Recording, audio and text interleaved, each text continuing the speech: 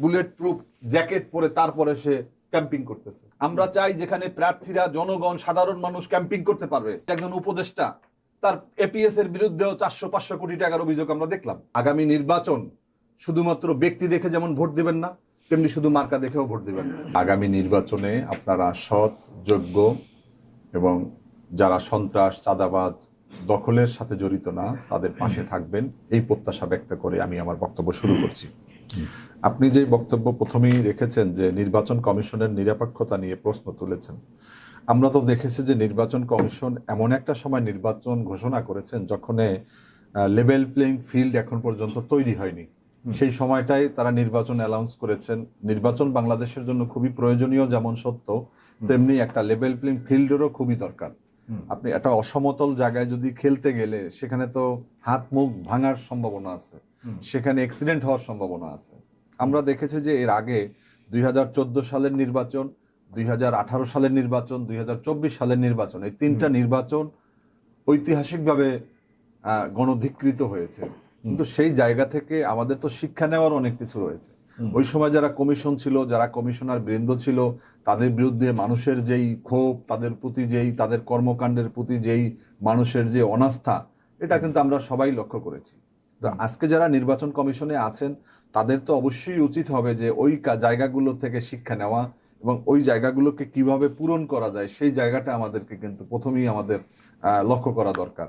আমরা দেখেছি যে দেশের মানুষ কিন্তু ভোট কেন্দ্র থেকে ভোট কেন্দ্র বিমুখ হয়ে গিয়েছে, কারণ তারা 14 সালে ভোটে যায়নি, তারা 18 সালে দিনের ভোট রাতে হয়েছে, 14 সালে কুত্তা মার্কা নির্বাচন হয়েছে, 24 সালে আমি ডামি তুমির নির্বাচন হয়েছে।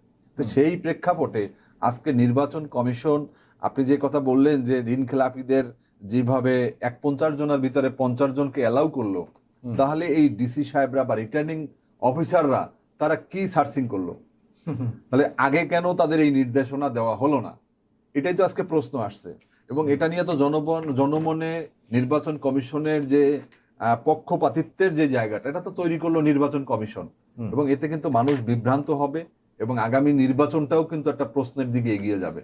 আমি মনে করি যে নির্বাচন কমিশনকে আরো শক্ত হওয়া দরকার। যতজনের নামে অভিযোগ আনা হয়েছিল এরা কেউই অভিযুক্ত নন, ফাইনালি সবাই একদম নিষ্পাপ হয়ে গেল। এখন এটা তো নির্বাচন কমিশনের আগেই বলা উচিত ছিল যে আপনি এই ঋণ খেলাপিদের ভিতরে মনে করেন একজনের ক্রেডিট কার্ড ছিল, ক্রেডিট কার্ডের দেখা গেছে যে সে 500 টাকা সে তার দেয়নি, বকেয়া পড়ে গেছে, এই জন্য সে তার ঋণ খেলাপির হিসাবে গণ্য হলো।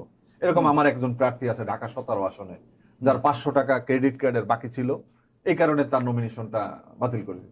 তো এখন এইরকম কি সবাই এই 50 জনের ভিতরে 50 জনের কি এই ক্রেডিট কার্ডের সমস্যা? তা তো নয়। কিন্তু যেভাবে তাদেরকে এই পার করে দেওয়া হলো, এতে তো মনে হচ্ছে যেন আমরা পিছনের দিকে বোধহয় তাকিয়ে আমরা কাজ করে যাচ্ছি। আমাদের পিছনের দিকে তাকাতে হবে, কিন্তু শিক্ষা নিতে হবে। শিক্ষা যদি নিতে না পারি তাহলে আমাদের এই নির্বাচনকে আমরাই একটা প্রশ্নের দিকে এগিয়ে নেব। আমি আজকে আপনাকে যে কথাটা প্রথম বলেছিলাম যে আমাদের এখন পর্যন্ত লেভেল প্লেইং ফিল্ড হয়নি। আপনি দেখেছেন যে বারবার আমরা নির্বাচন কমিশনের সাথে লেবার পার্টি আমরা সংলাপ করেছি, অন্যান্য দলের সাথে বসেছে। সবার কিন্তু প্রধান যে দাবিটা ছিল যে নির্বাচনের আগে অবৈধ অস্ত্রকে উদ্ধার করতে হবে। আমরা জানি যে 17 বছরে আওয়ামী লীগ প্রায় হাজার হাজার বৈধ অস্ত্র দিয়েছে, যেমন লাইসেন্স করে, তেমনি এক একটা লাইসেন্সের এগেনস্টে 5 থেকে 10টা পর্যন্ত বিভিন্নভাবে তারা কিন্তু অবৈধ অস্ত্র তারা সংগ্রহ করেছে। এগুলো দিয়ে বিভিন্ন অপকর্ম করেছে, এখন করছে, রাগে করছে, আওয়ামী লীগের সময় করেছে, আগামী নির্বাচনকে টার্গেট করে তারা কিন্তু যারা পতিত, যারা বিগত ফ্যাসিবাদ দোসর এবং ফ্যাসিবাদী শক্তি, তারা কিন্তু এই কাজে তারা নামবে। তো এটার থেকে উত্তরণের জন্য সর্বপ্রথম নির্বাচন কমিশনের দরকার ছিল বাংলাদেশের অপরাধীদেরকে, যারা চিহ্নিত, যারা খুনি, যারা হত্যাকারী, যারা কিলার, তাদেরকে এই আইনের আওতায় নিয়ে আসা, তাদেরকে গ্রেপ্তার করা। আমরা তো দেখলাম যে তফসিল ঘোষণার দ্বিতীয় দিনই ওসমান হাদিকে হত্যা করা হলো। আজকে পর্যন্ত ওসমান হাদির খুনিকে আমরা বের করতে পারলাম না। এটা কি প্রশাসনের ব্যর্থতা নয়? এটা কি নির্বাচন কমিশনের ব্যর্থতা নয়? আজকে একজন প্রার্থীকে হত্যা করা হবে। আপনি জানেন যে কক্সবাজারের বিএনপির যে প্রার্থী রয়েছে শাহজাহান, সম্ভবত তার বাসাতে কাফনের কাপড় পাঠানো হয়েছে। না, উনি বিএনপির প্রার্থী, ওনার নামও শাহজাহান, বা এনিওয়ে যে কক্সবাজারের বিএনপির এক প্রার্থীর বাসাতে কাফনের কাপড় পাঠানো হয়েছে। আমরা দেখলাম যেদিনে এই রিটার্নিং অফিসারের অফিসে একজন প্রার্থী যিনি 2 বারের নির্বাচিত উপজেলা চেয়ারম্যান, তিনি হতে পারেন স্বতন্ত্র প্রার্থী। স্বতন্ত্র প্রার্থী হওয়ার কি রাইট নেই মানুষের? একই দল থেকে একাধিক লোক উড্ড করার আগ পর্যন্ত নির্বাচন তো করতে পারে। আমরা তো 18 সালে বিএনপির যারা প্রার্থী ছিলাম, এক একটা আসনে 3 জন 4 জন করে আমরা নির্বাচন করেছি। তো সেখানে আমরা দেখলাম যে এই রিটার্নিং অফিসারের কার্যালয়ের ভিতরে তাকে যেভাবে ধাক্কা মেরে ধাক্কা দিয়ে কলার দিয়ে তারপরে তাকে ধাক্কা দিয়ে আবার বের করে দেওয়া হয়েছে, এটা কিভাবে? এটা কি একটা সুস্থ নির্বাচনের কি একটা লক্ষণ মনে হচ্ছে আপনাকে? এবং সর্বশেষ আমি যে আসনে নির্বাচন করছি ঢাকা 12, এই 12তে উত্তর স্বেচ্ছাসেবক দলের যে সাধারণ সম্পাদক এই মোসাব্বির আজিজুল হক মোসাব্বিরকে আমি বিএনপি জোটের আন্দোলন সংগ্রামে থাকার কারণে আমি তাকে দীর্ঘদিন যাবত তাকে চিনি। তখন সে থানার দায়িত্ব পালন করত, তখন থেকে আমার সাথে পরিচয় হয়েছে। আমার সাথে তাবিদ আউয়ালের যখন নির্বাচন হয় তখন সে কমিশনার প্রার্থী ছিল, এবং সে অনেক প্রার্থীর ভিতরে আমি তাবিদ আউয়ালের মুখে শুনেছি যে এতটাই সে আন্তরিক এবং কি বলে অন্যদের চেয়ে, মানে সে নিজে বলছে যে আমি আমার এলাকার সমস্ত খরচ আমি বহন করব, আমাকে দিতে হবে না। তাবিদ আউয়াল আমাকে বলছিল অন্যান্য প্রার্থীরা আমার কাছে আসে, সমস্ত খরচ আমাকেই দিতে হবে, এমন একটা মানসিকতা। সেখান থেকে একটা ছেলে পেয়েছি যিনি আমাকে বলছে যে আমাকে কোনো হেল্প করতে হবে না। আমি যথেষ্ট জনপ্রিয় ছিল, ওই রকম ভদ্র নম্র ছিল, আমাদের সাথে ভালো সম্পর্ক ছিল। সেই ছেলেটাকে যেভাবে হত্যা করা হলো, এটা কি নির্বাচনের সুষ্ঠু নির্বাচনের একটা লক্ষণ? আপনি দেখেছেন যে গতকালকে চট্টগ্রামে জামাতের এক নেতাকে হত্যা করা হয়েছে। এই যে সারা দেশে প্রতিদিন, এখন কিন্তু প্রতিদিনই নিত্য নৈমিত্তিক একটা ঘটনা হয়ে গেছে যে হত্যা, গুলি। আমরা দেখলাম যে গোপালগঞ্জের যে বিএনপির প্রার্থী এবং স্বেচ্ছাসেবক দলের যে সভাপতি, তাকে দেখলাম সে নিজে বুলেট প্রুফ জ্যাকেট পরে তারপরে সে ক্যাম্পিং করতেছে। এখন আমরা যারা প্রার্থী হয়েছি আমাদের তো নিরাপত্তা দিতে হবে। এখন নিরাপত্তা বলতে আমি বলছি না যে প্রত্যেক প্রার্থীকে তাদেরকে আলাদাভাবে অস্ত্রধারী বলে প্রশাসন থেকে পুলিশ দিবে, এরকম না। নিরাপত্তা বলতে গোটা জনগণ যখন নিরাপদ থাকবে তখন তো প্রার্থীরা এমনিই নিরাপদ। কিন্তু এখন আমাদের স্বরাষ্ট্র উপদেষ্টা তিনি বলেছেন যে তিনি প্রার্থীদের জন্য আলাদা গানম্যানের ব্যবস্থা করবেন, তারা যদি চায় অস্ত্রের লাইসেন্স দিবেন। এগুলো করে কি হবে? এগুলো তো আমরা তাদের কাছে চাই না। আমরা তাদের কাছে চাই আইন শৃঙ্খলার উন্নতি, আমরা চাই নিরাপদ একটা বাংলাদেশ, আমরা চাই নির্বাচনের সুষ্ঠু পরিবেশ, আমরা চাই যেখানে প্রার্থীরা জনগণ সাধারণ মানুষ ক্যাম্পিং করতে পারবে। আজকে আমাকে আমার এক নেত্রী আমাকে ফোন দিয়ে বলেছেন, আমাদের এক মহিলা বিষয়ক সম্পাদিকা, তিনিও চাঁদপুর থেকে নির্বাচন করছেন, যে আমাকে ভালোভাবে মানে অন্তত ইসের একটু খেয়াল করে চলার জন্য। আমি তো স্বাভাবিকভাবে আমি সাধারণ একজন মানুষ হিসেবে আমি চলি, আমি কোনোভাবে কোনো কিছু বাস বিচার করি না। কিন্তু এভাবে করে আমরা কিভাবে আমরা ক্যাম্পিং করব, আমরা কিভাবে রাস্তাঘাটে হাঁটবো? আজকে এই যে অনিরাপদ একটা জায়গা, অনিরাপদ একটা নগরী, অনিরাপদ আমাদের একটা নির্বাচনের ফিল্ড, এটা নিয়ে আমরা কিভাবে সুষ্ঠু নির্বাচন করব, এইটা সরকারকে পরিষ্কার করা দরকার।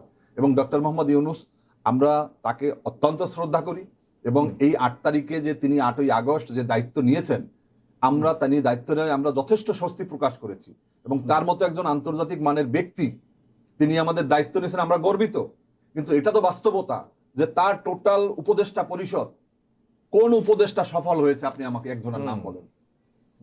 আজকে আমি শেখ হাসিনা বলেছিল যে তার পিয়ন তিনি 400 কোটি টাকার মালিক, তিনি বিমান হেলিকপ্টারে করে বাজার করতে যান, না জানি কি বললেন।